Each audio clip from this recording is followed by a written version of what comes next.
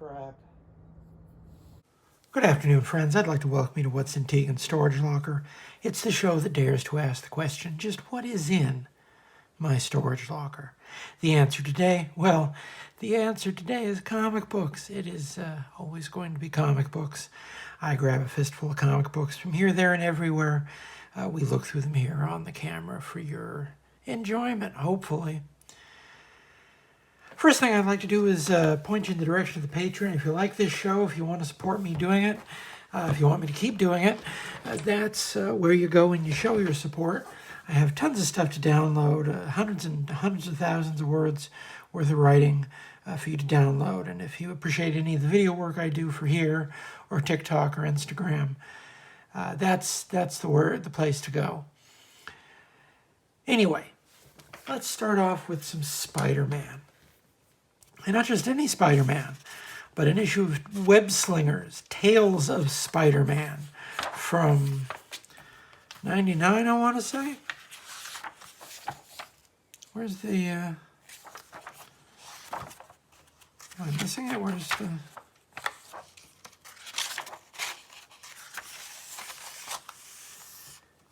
Yeah, December 99. So that means this came out in the fall of 99. So this is Paul Jenkins, who would go on, I think, after this, to have a significant run on one of the Spider-Man supporting titles in a period where the Spider-Man books weren't really doing a lot right as far as readers were concerned. But people remember the Paul Jenkins Spider-Man pretty well. We already read, I think, an issue of the Paul Jenkins Hulk. I really liked the Paul Jenkins Hulk. I thought he had a great feel for the character.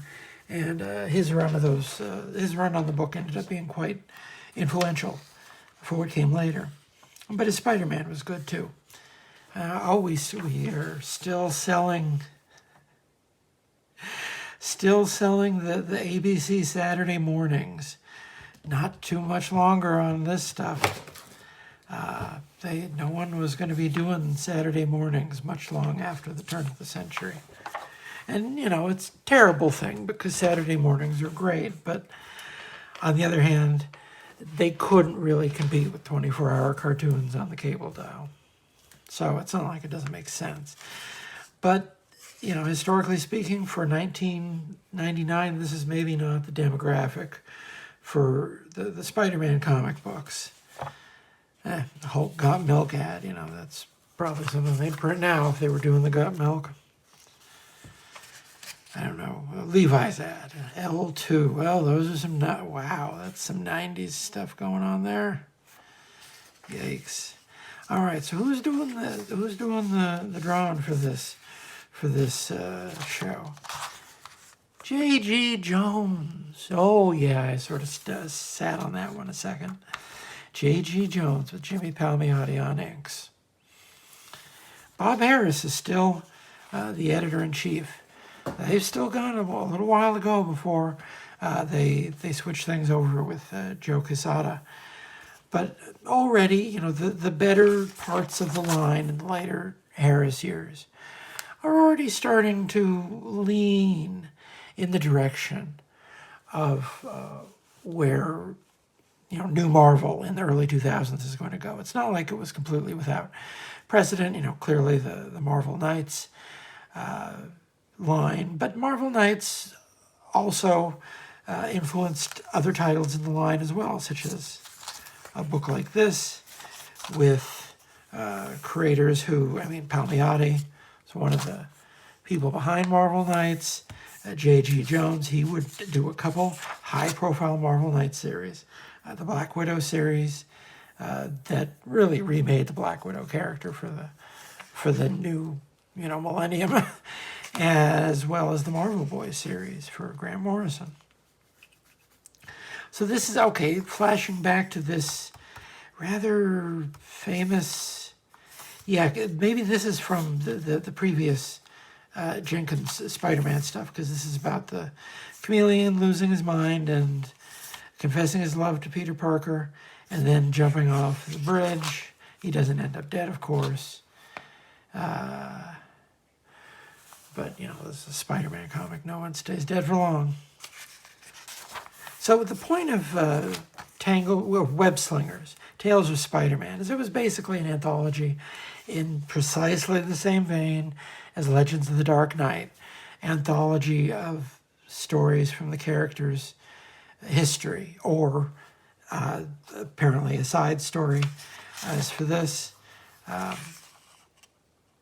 from something that's happening in one of the major books. Basically, just another type of Spider-Man book to have on the stands with a more rotating creative team. That's interesting. He's still not quite 100%. When you think of J.G. Jones, when you think of what he can do, he's still not like completely there. But already you see he's got a better understanding of form, although maybe he's got a better understanding of form than the inking betrays as well. Oh, here's the last gasp of the Fox Kids Saturday mornings, and I wasn't getting up for Saturday mornings by the late 90s. I think I maybe saw one episode of The Avengers, and this Spider-Man Unlimited thing, man, like, there's no one talking good things about that incarnation of the character. I think I had one of the toys. They did some toys for the Avengers show, and I got an Ultron one that was actually really nice for the late 90s. So we're having some sort of vision where he sees shadows of his enemies. And there's, a page from the comic book where Captain Stacy dies. That's interesting. Oh, and then we go into this scene in his mind. Okay, this is a nice looking book. Like I say, it's not 90%, but it's still closer than... He's redrawn the sequence from the... who did the Death of Captain Stacy? Was that still... I want to say that was still Romita. Still on that. But that's a Gil Kane composition if ever there was one. Hang on, Captain, hang on. I'll have you there in seconds. But then at the end, as you know, the end of the story, Captain Stacy knew that Peter Parker was Spider-Man, and Spider-Man finds this out in Captain Stacy's last words. So he's tossing and turning in his sleep, and he's still webbed down to these comics pages, having a dream about, Lego Rock Raiders. Well, Lego this was before that Bionicle thing, right? And the Ninjago, both of those became really popular. I think this was when they were just edging their toe into the IP realm. We weren't quite there yet.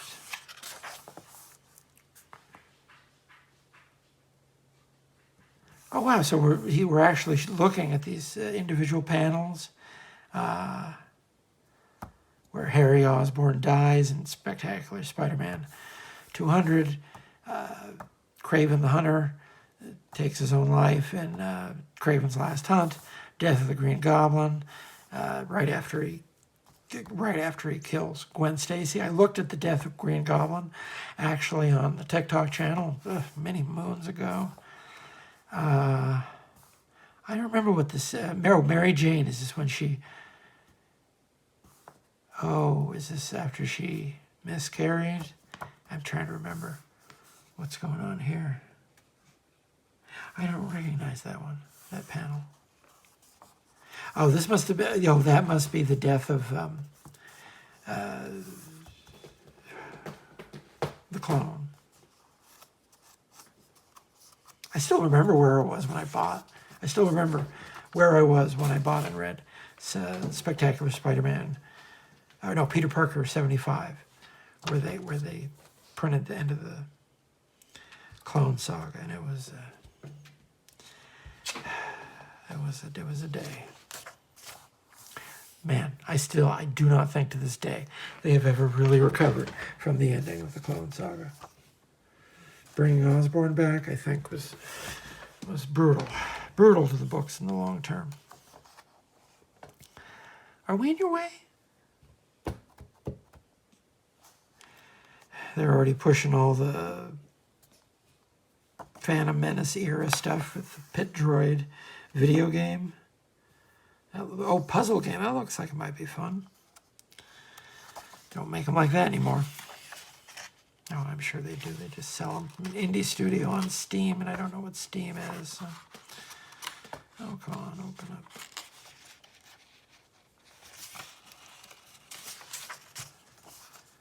And we're looking back at the death of Gwen Stacy here through teeth of memory. Interesting. Man, this is a nice.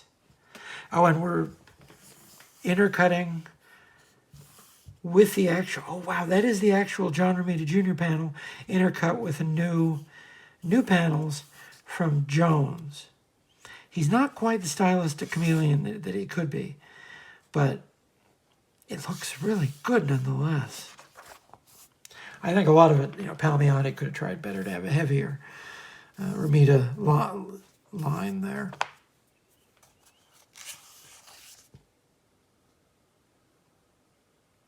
God, that one, my goodness.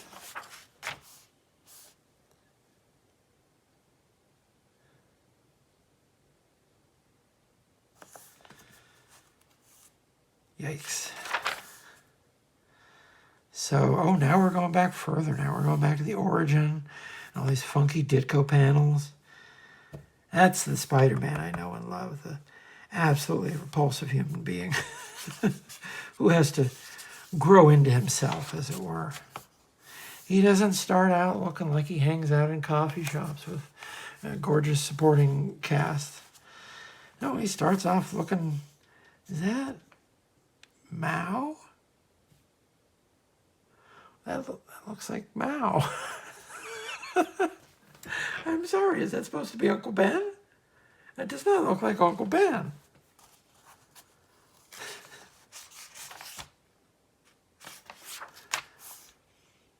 And so we're flashing back to the origin, all the good stuff.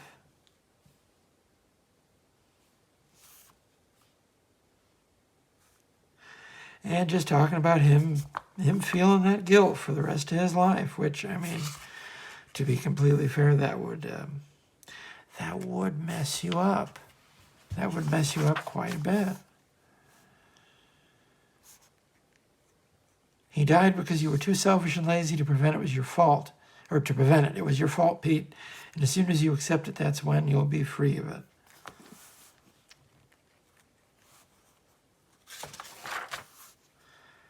But he'd rather fight his worst enemies than... Oh, there's the Vulture, the classic Vulture, the way he should be. Are we in your way? I'm sorry, the MCU, they did... well, I chased him away and then he came back. But if you want to just sit there, that's fine. But you're going to try to He just fell right off the table. I think the MCU, they did the Vulture dirty. I'm sorry. People even like that character. But it is nothing. It is nothing compared to the majesty of Adrian Toomes in the comics. One of my very favorite villains. It completely, nowhere to be seen on the screen. Oh, well. And, all of these guys, they did do Green Goblin pretty much justice. But these two guys... completely changed him for the movies, gave him motivations that they didn't have in the original. I'm sorry, you changed Dr. Octopus's motivations, you've got a different character. He starts off as a terrible person and he only goes south. That's kind of the whole point. He doesn't take the opportunity to become better. He's not a good man driven mad with grief. He's a terrible person turned into a tyrant. That's his whole deal. That's why he is Spider-Man's true arch nemesis. I don't care for the Green Goblin. I believe I've made my decision in the matter clear. So, oh yeah, so he's dreaming, so that's the only time he gets to talk to Gwen anymore. Were you having a bad dream? No. Oh, so. Next issue, Spidey chases Carnage right out of the pages of Peter Parker's Spider-Man 13 and right into the negative zone.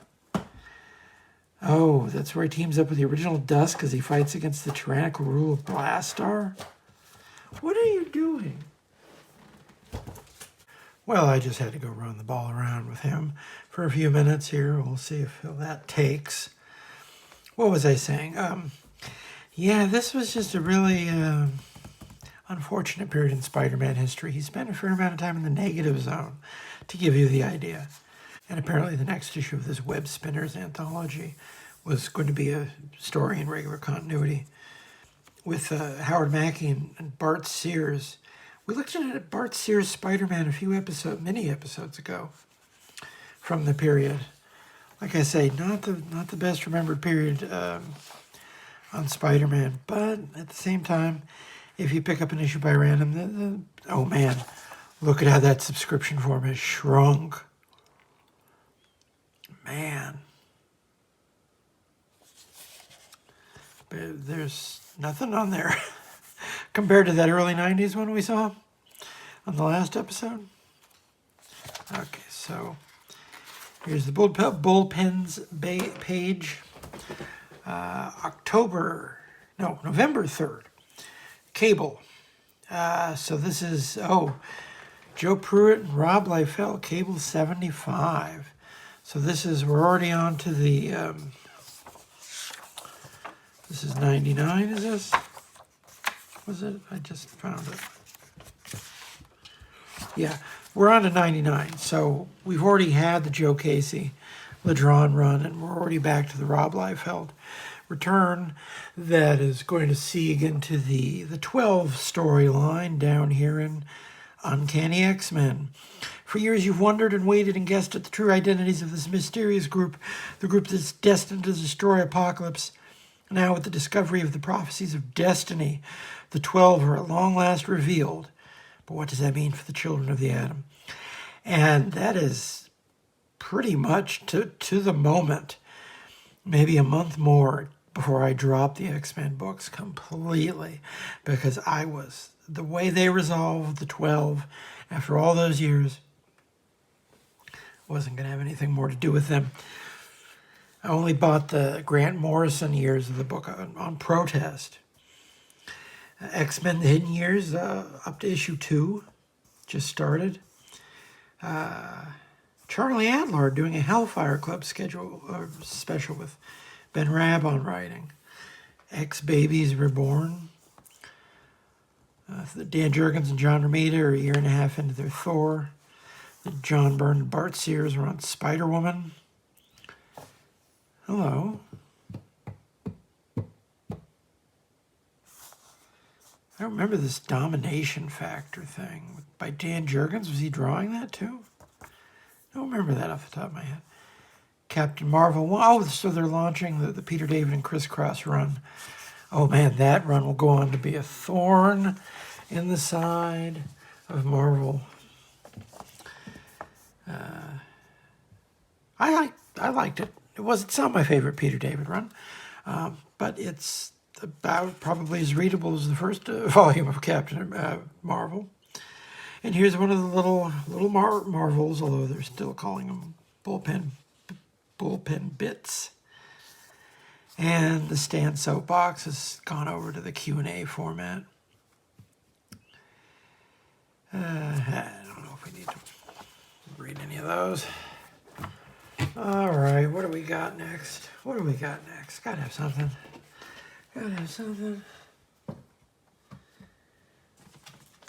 Okay. The Titans. I have not followed the Titans very often. Now, the late 90s was pretty much the only time I ever tried to give the Titans a go. I think I bought a couple issues of the Dan Jurgens attempt. And then I think I bought the first year or so of the Devin Grayson Titans. And this is issue 10 of that. That's pretty much all I ever bothered showing up for the Titans. I've read a fair amount of Titans comics, But in terms of actually following and enjoying, not my favorite franchise. I have to admit, something about that group of characters together just, I don't know, unless they're sitting around cracking jokes, I like that just fine. But maybe that's because I don't particularly care for the original series that they're from.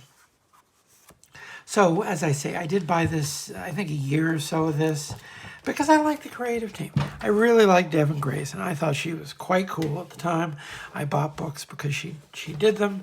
The problem is that she also really liked characters that I would rather not read, like Nightwing. I cannot make myself interested in Nightwing for love nor money. I'm sorry, I can't do that. But she would go on to write quite a bit of Nightwing. And she also wrote that Black Widow series that J.G. Jones drew. So, coincidence. But the reason to flip through this, if you run across, what looks to be a random issue of the Titans, could have been printed at any point in the last 30 years.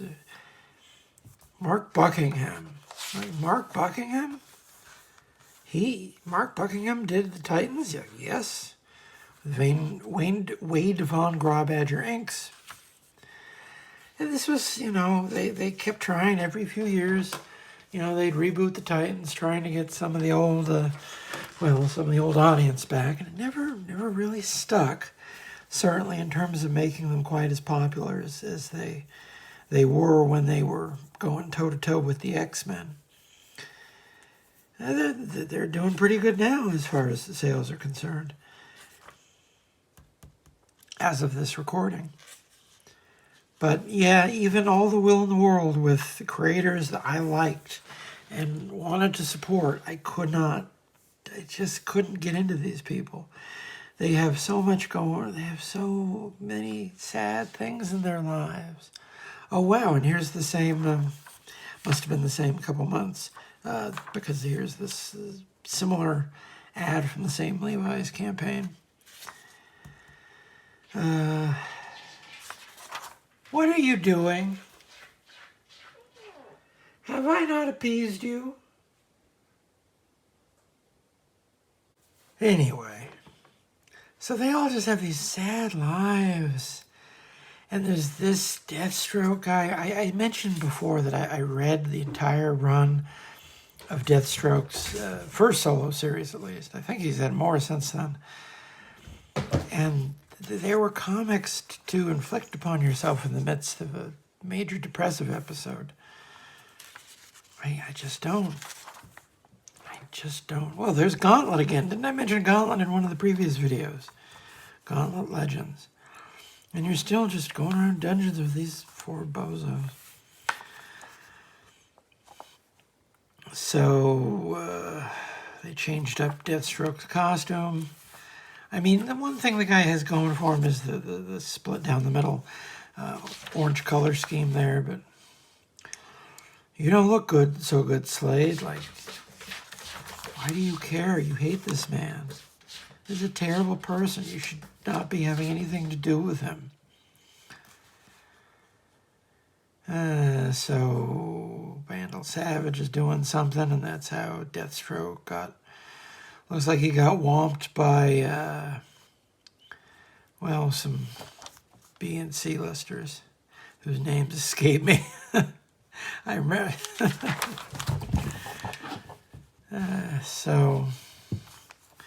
Yeah, it's not top shelf Mark Buckingham by any means. He's toning down some of his more exuberant stylistic tendencies that you saw in his Vertigo material earlier in the decade. It's very much what you might expect a Titans comic book to look like. This is when Wally was pretending to be someone else, but this was Wally from 10 years in the future. Don't ask me to explain anymore. I was losing patience with the Mark Waid Flash by this point. I really was. Oh. That's Crash Bandicoot, isn't it? Crash Team Racing. So he had his own Mario Kart knockoff for the PlayStation.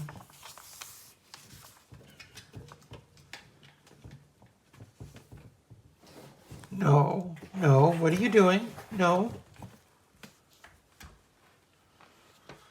Oh, is he going to be a problem?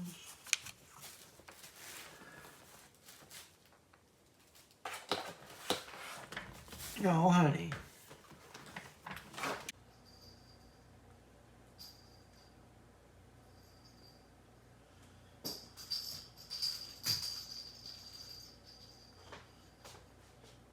Someone is really feeling himself. In any event, do you know how much of my brain I have devoted to Donna Troy-related trivia?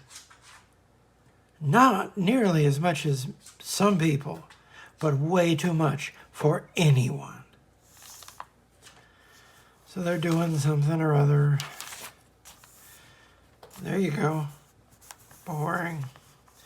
Introducing Omega Boost. Why go to all the trouble of being weightless if you can't blow up a bunch of space crap?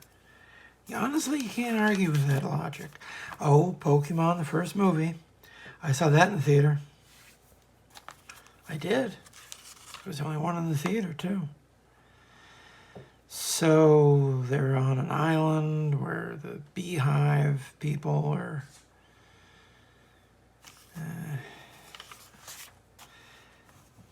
So there's some villain or something.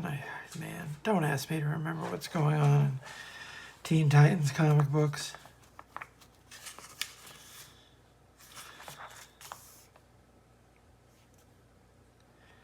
So they're fighting robots. Is that it? Oh, there's a giant metal bee. Oh, and there's bee-themed guards. And here's one of the guards with their helmets off, so we're supposed to see who this person is.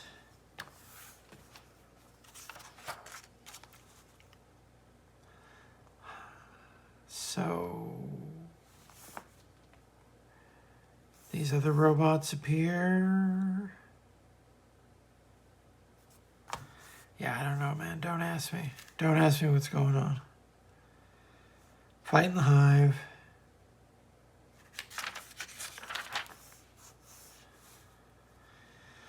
See, it looks nice. It looks decent. You know, Buckingham knows how to draw a comic. Even, you know, in the late 90s, he'd go on to have a lot more experience drawing comic books.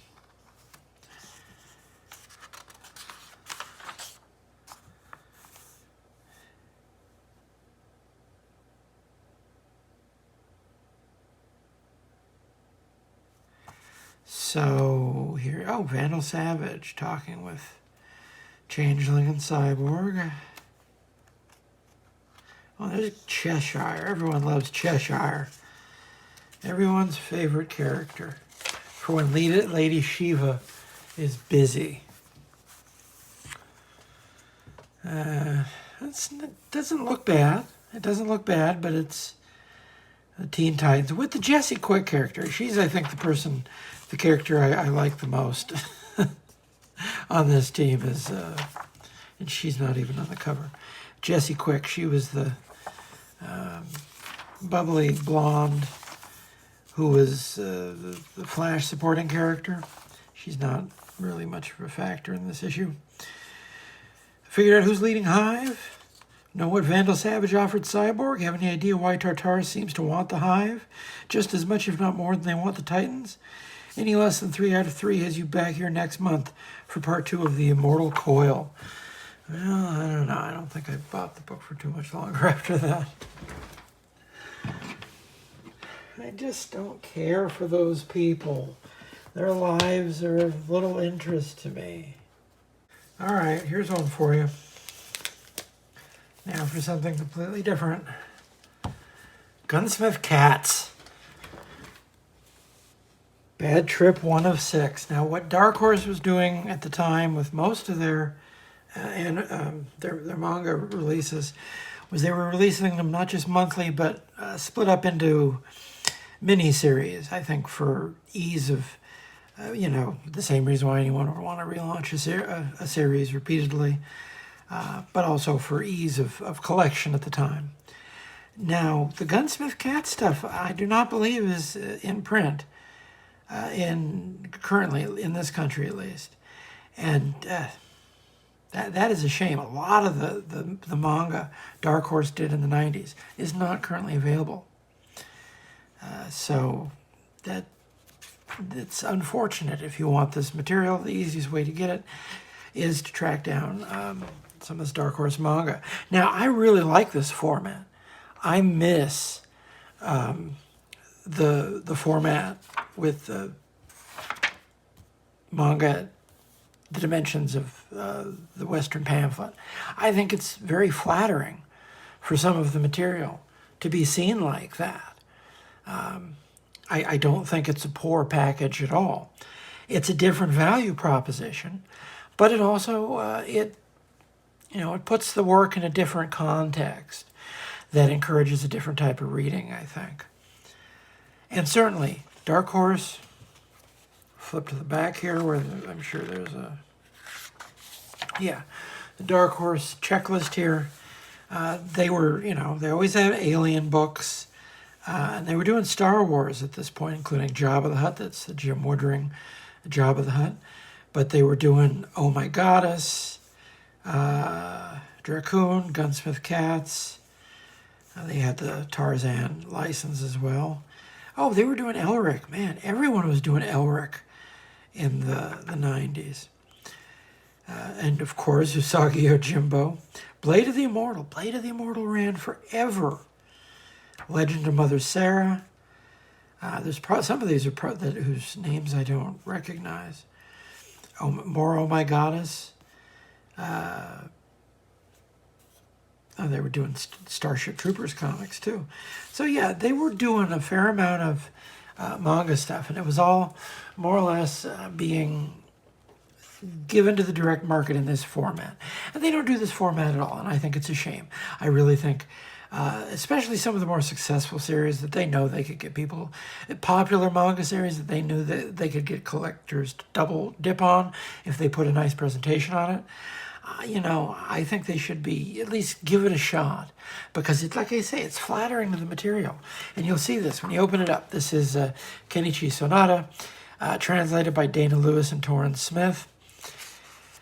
English version produced by Studio Proteus for Dark Horse Comics. And their logo's on the cover here. They did a fair amount of this type of translation work at the time. So this is June 1998, a year before the earlier comics we were looking at. And, this is number one. But that's just because of where the story ended in where the original serialization was. Because we're picking up right at the end of whatever, I don't remember what the last story was, where it's the girls getting into a fight of some kind, and there's well-drawn firearms, and people are well-dressed in tight pants. There you go.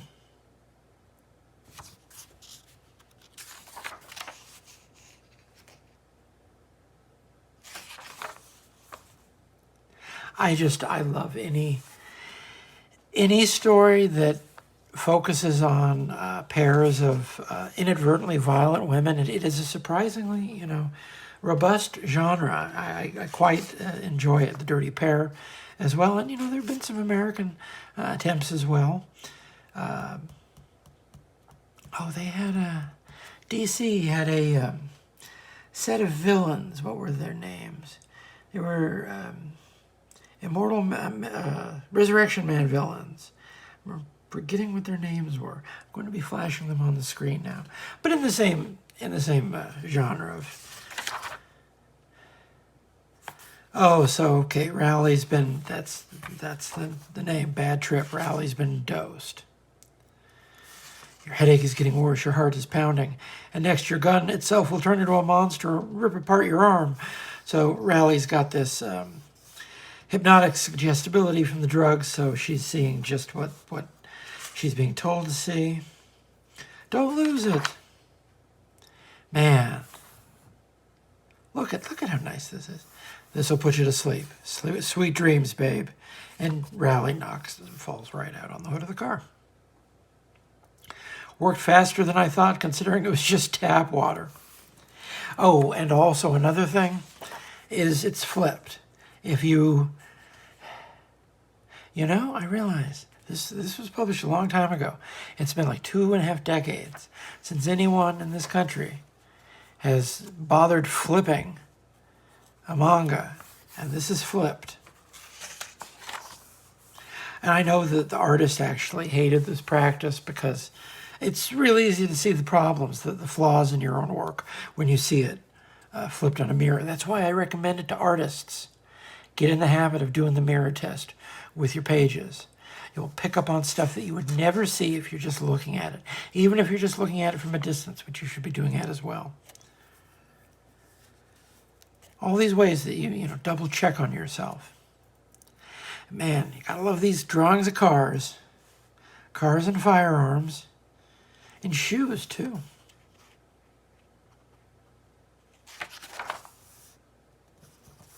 BMW. I have no idea what's going on here because I don't have a complete set of Gunsmith cats. I have what I find in the boxes, meaning, picking through selected parts of the Dark Horse Comics run. I love flipping through this series, though. It has got so much energy to it. And you see, it works. It works, even flipped and, blown up from what a tankobon would be. Like I say, it reads really well in the format.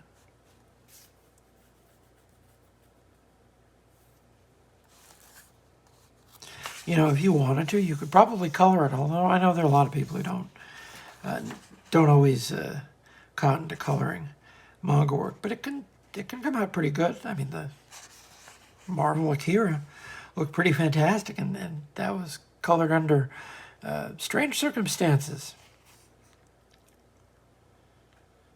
Read something about how they colored that book, very early computer coloring. My name is Mary Ann. Mistress Goldie commanded me to take my very best care of you, Miss Raleigh. Wait a sec, Mary Ann Perkins? Oh, wow, you know me? Of course I know you. It's been all over the news. You were kidnapped last month. So Goldie snatched you?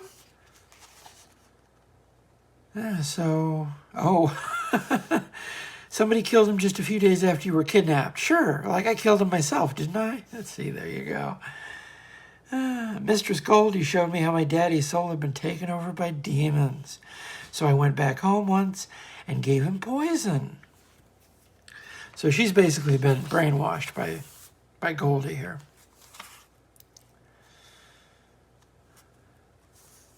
Because that's the type of stuff that happens in Gunsmith Cats comics. Man, look at how nice this looks.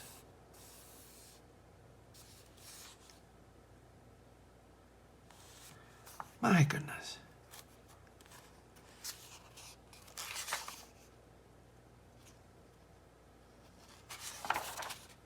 Wow, that is a nice scratch.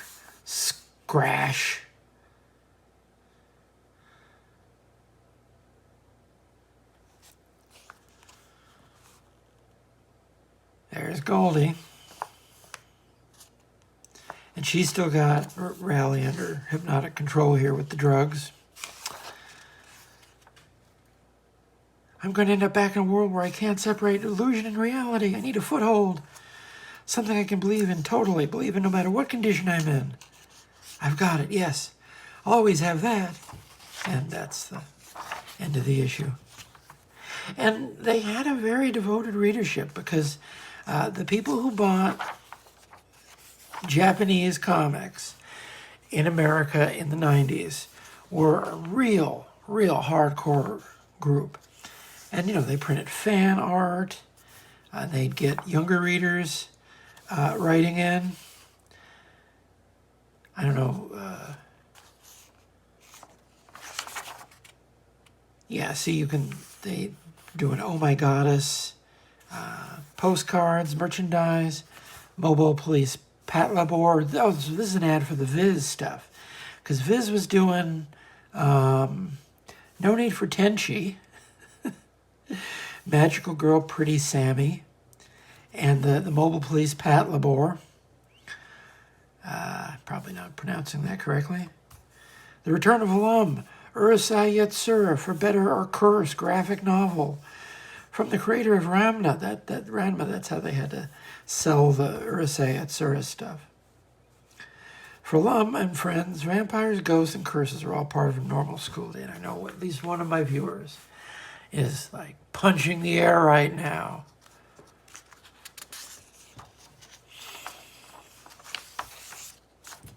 There's that Oh My Goddess material with Koseki Fujishima. Blade of the Immortal. Like I say, this book lasted. I think it found a readership pretty easily with people who just wanted a real, action story. This was, one of the heirs to, Lone Wolf and Cub in terms of, bloody samurai. I want to go back and read the whole thing. I've only seen bits and pieces of it. But it, like I say, it had a very devoted readership and it lasted a while. Long run, I think the longest run of any American pamphlet comic manga. Yes, even the Jade Man. So, don't miss the first issue of Dark Horse Extra, featuring exclusive comic strips from Mike Howard, Art Adams, Paul Chadwick. I want to say I even had that, but I don't remember off the top of my head. Okay, profile of Scott Alley, editor at the time. We already looked at the checklist. Gunsmith Cats, Gray is back with a vengeance. Available now through a comic shop near you. So this is I guess the collection of the Return of Gray material. I have, picking up bits and pieces of the saga out of the boxes in hindsight. I have no idea what the overarching plot of that book was.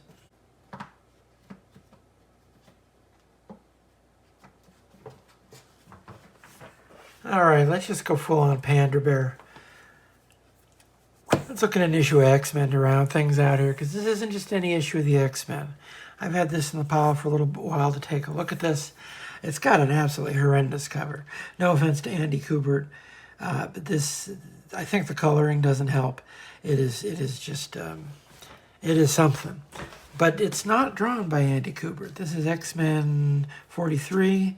I think this is August 1995. So this is a few months after the Age of Apocalypse. They're still sort of dealing with the consequences of that having happened in the alternate universe, and then things having switched back, which left a lot of stuff to be investigated and taken care of. So the reason why this random issue of the X-Men from 1995, which is not a period where a lot of people are recommending too many X-Men books, is it just happens to be drawn by a man named Paul Smith. Yes, you see, you understand. My goodness, Paul Smith drew a random issue of the Fabian Nicieza X-Men in 1995. Yes, he did. So this is an adventure of Cyclops and Phoenix. So, my two favorite characters. And you know why? One reason why I do not like these characters that much is just how much the time they spend in the 90s shoving them down our throats. I swear to God, if we didn't think that they were just the most awesome couple, they were so boring. They're like wallpaper together. Frankly, at least it's interesting when they're apart. Together, they're just insufferable. If these people are seated next to you in a Panera, you're going to want to get your lemonade and leave. Because their small talk is probably going to kill you. So Asteroid M is falling apart. Jean and Cyclops are fighting the Acolytes, everyone's favorite. There's Exodus. He's I think that's Frenzy too. Frenzy was in the Acolytes, wasn't she? So Magneto is still, I think, comatose. He disappears for a while at some point here. Rusty and Skids were there because they never really figured out anything to do with Rusty and Skids.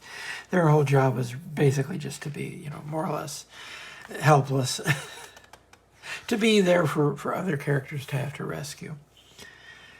Man, even drawing this piffle, it looks so gorgeous. There's Paul Smith for you. This is, I think, I want to say the same year he did The Golden Age with James Robinson, which is a very nice looking book. Highly recommended.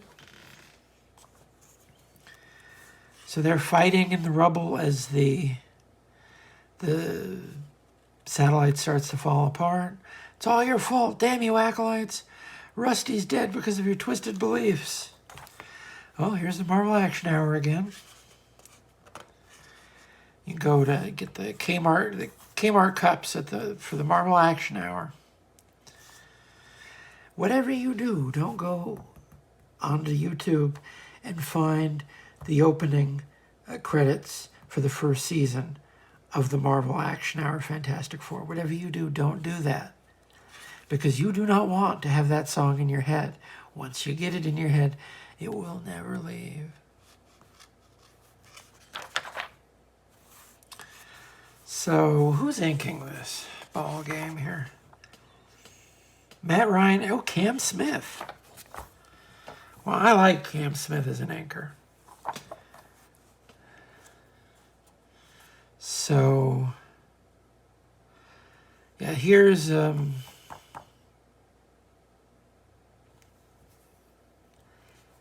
this guy, what's his name? Apocalypse's son, his son, right? I want to say his name was Holocaust, but then they changed that because that's a terrible idea for a name for a comic book character. Can't remember what they're called. Nemesis. Nemesis is what they gave him, I think. More of the... Although this was an ad where they could put all of the toys for the Spider-Man and X-Men cartoons, too. Man, we ate well in the 90s. We really did. We really did. I cannot just abandon Scott and Jean. Well, I hope not. Colossus is having to fall to Earth with Magneto's body there. There's Bishop. He's still rocking the Jerry curl by 1995. Except no substitutes. Oh, there's Gretzky.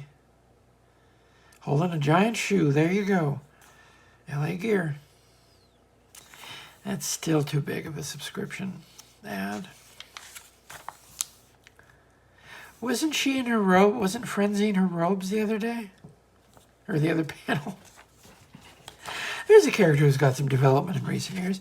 I quite liked what they did with her character. Don't remember what she's up to right now because I'm not really that read up on all the Krakoa stuff.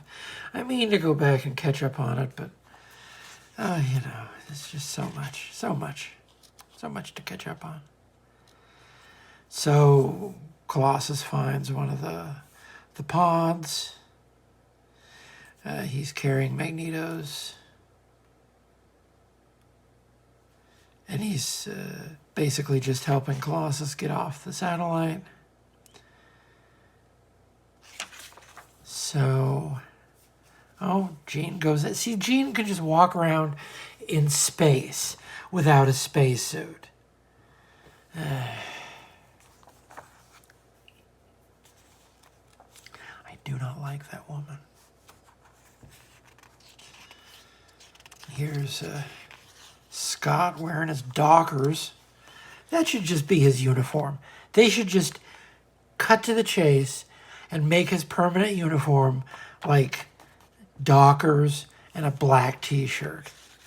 Maybe put him on some boat shoes as well. That's about his level. Marvel needs you. Oh, you want to fill out the survey? We'll do the survey after the story. So Exodus is still fighting Nemesis. You know, even, it just looks so good, even just a story like this. Eunice Sione. You know, how are you supposed to pronounce her name? I couldn't tell you if I had to. Eunice Sione? Eunice Sione? I know it's Eunice's daughter.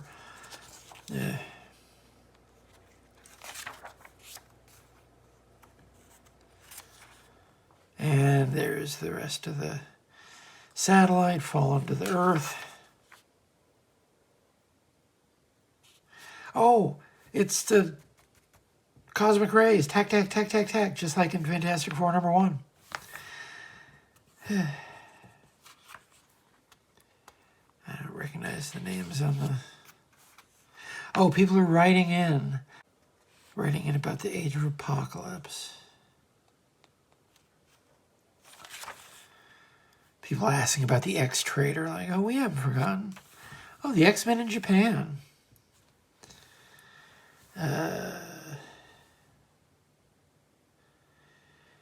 You ought to check out the manga-styled X-Men book straight from the land of the rising sun. Not only do you get to read some of your all-time favorite X-Men epics in a different language, but you're treated to a smorgasbord of new tales told in a style that's uniquely Japanese.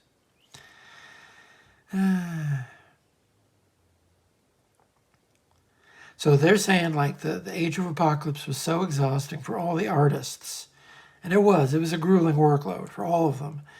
In order to give these guys a chance to get their mojo back, we were more than happy to let them take a little time off. That's why once they've gotten nice and relaxed during their vacations, we can remind them about their next deadlines. In the meantime, we'd like to say thanks to everyone who helped us out during the post-Age of Apocalypse month. So when you see your name, please stand up and take a bow. Jerry Bingham, Roger Cruz, Tom Grummett, Arnie Jorgensen, Jeff Matsuda, Duncan Rouleau, Paul Smith, and Larry Stroman. There you go. That's why Paul Smith has drawn X-Men in 1995. X-Men was up to 6. We looked at an issue of X-Men a little while ago. Oh, Brian Hitch was doing some work for Uncanny X-Men. Ian Churchill on Cable with Jeff Loeb. Chris Bacallo still on Generation X. Adam Kubert on Wolverine.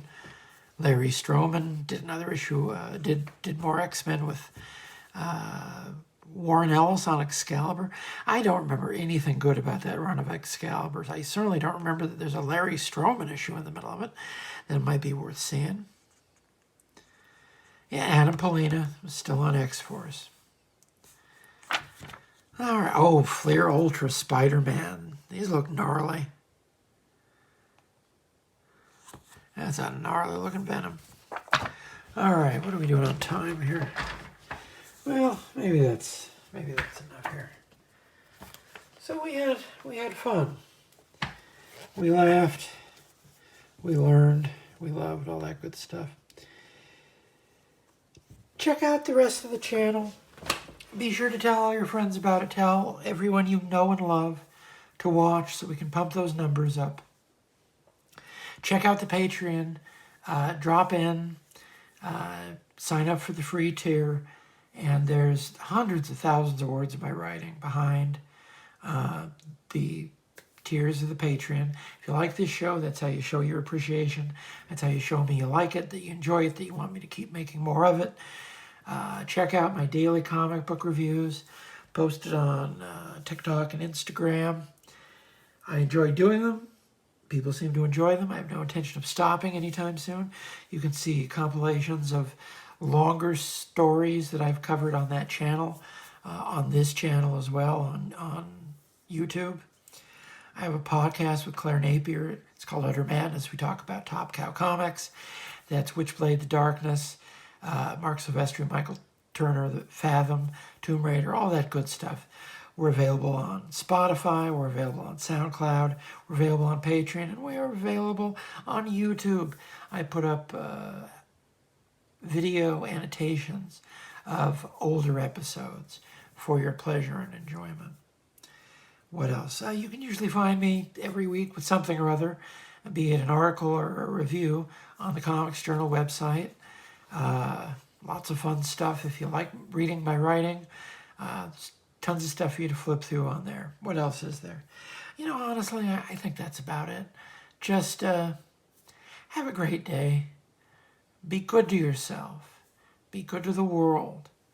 Be kind to children and small animals. Do well and be well. And I'll catch you later.